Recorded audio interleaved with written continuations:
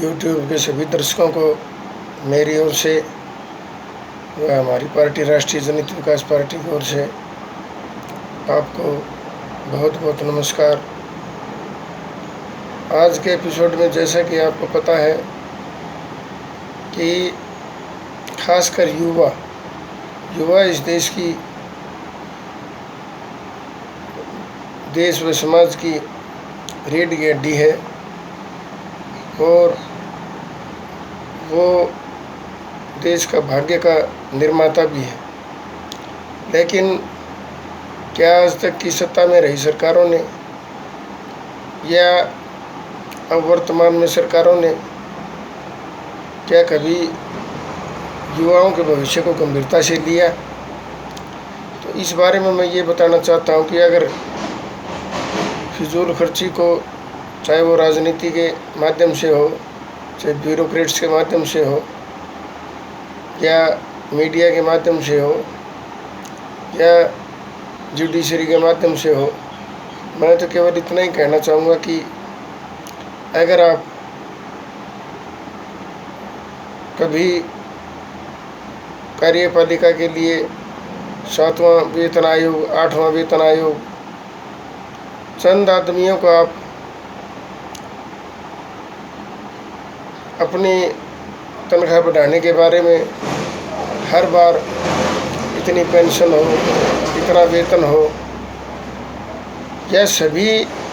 चाहे जुडिशरी हो, चाहे ब्यूरोक्रेट्स हो, चाहे कार्यपालिका में बैठे कर्मचारी बहुत बड़े अधिकारी हों या विधायिका में हो या लोकतंत्र का जो चौथा स्तंभ है, मैं सब के बारे में एक चीज़ कहना चाहूँगा कि अगर इस देश को खुशहाल बनाना है तो खासकर युवा जो इस देश की विकास व समाज की रीढ़ की हड्डी है, उसके भविष्य को ध्यान में रखते हुए उसकी चिंता व उसकी तकलीफ़ों को दूर करना होगा। आज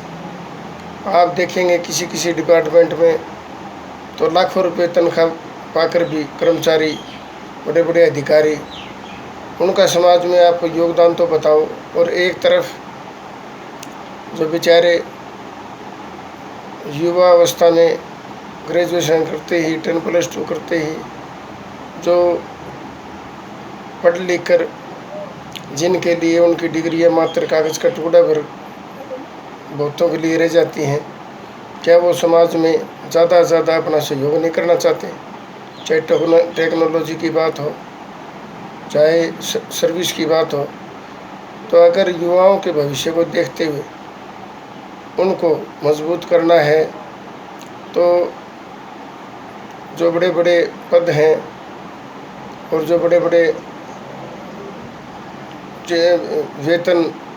और फ्री का जो, जैसे डीएम साहब हैं, एसडीएम साहब हैं, बड़ी बड़ी और जो नौकरियां हैं, मैं ये पूछना चाहता हूँ कि तमाम उनको फ्री देकर वो वजन किस पर लादा जा रहा है? एक तरफ तो युवाओं के विकास की बात है, मैं इस के समस्या को जो ये बहुत बड़ा विकराल और जटिल बनी हुई है, इसके हल के लिए सिर्फ इतना ही कहूँगा कि जैसे बेचारा कोई पढ़ लिख कर बीएड करके किसी प्राइवेट स्कूल में जाता है तो क्या वो वहाँ पढ़ाने का विशेष काम नहीं करता? वहाँ उसको ज़्यादा से ज़्यादा 8-10 हज़ार रुपये देकर उससे पूरा काम लिया जाता है और हो सकता है वेतन देते समय उससे ज़्यादा पैसों पे साइन कराए जाते हों। तो मैं ये कहना चाहता हूँ कि हर पद, अगर वो देश का विकास चाहता है और देश खुशहाल कैसे हो, तो एक कर्मचारी, बड़े बड़े उच्च अधिकारी को ज़्यादा वेतन से ये देश खुशहाल नहीं होगा। सबको रोज़गार हो, तो सबको रोज़गार तो तभी संभव है जब वेतन पे लगाम हो, फिजूल खर्ची पे लगाम हो। जैसे उदाहरण के तौर पर अगर कोई आदमी कितनी बार कोई एमएलए, एमपी, सीएम, पीएम, राष्ट्रपति के पद पर बैठा हो, उसको एक ही अगर देश हित में, जनहित में उसको एक पेंशन लेने का हक हो। इसी प्रकार जो टीचिंग लाइन में हैं, प्रोफेसर हैं, मास्टर हैं, डॉक्टर हैं, बड़े बड़े इंजीनियर हैं और जुडिशरी में बैठे हैं, तो उनकी वेतन की सीमा तय हो। डीएम के पद पर जो भी बैठा हो उसकी मैक्सिमम मान लीजिए 50,000 वेतन होगा, और सरकारी जो सुविधाएं तमाम जो हैं उसको जो फ्री होते हुए, तो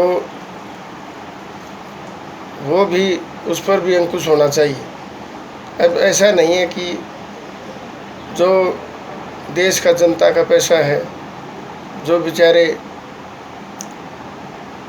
हज़ारों प्रकार का टैक्स चुकाकर अपनी ज़िंदगी का गुजर बसर बड़ी मुश्किल से करते हैं, और उसमें ये सत्ता में बैठी सरकारें उस पैसे को मनमाने ढंग से जी भरकर अपने अनाप शनाप खर्चों पे, घूमने फिरने के खर्चों पर उसको लुटा रहे हैं। तो ये किस प्रकार देश का विकास की बात है। और इस देश को अगर बहुत आगे बढ़ाना है तो जो वीआईपी कल्चर है उसको भी त्यागना होगा। आज आप देखिए कि हर पांचवा आदमी वीआईपी बना बैठा है और फ्री में सब कुछ चाहता है, तो उसकी आड़ में समाज में एक असंतोष की भावना।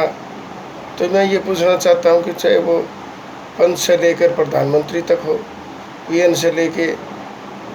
बड़े बड़े पदों पर बैठा हो, उनको देश हित में रखे। खुद भी पहल करनी चाहिए कि जो बच्चे लगेंगे वो किन के हैं,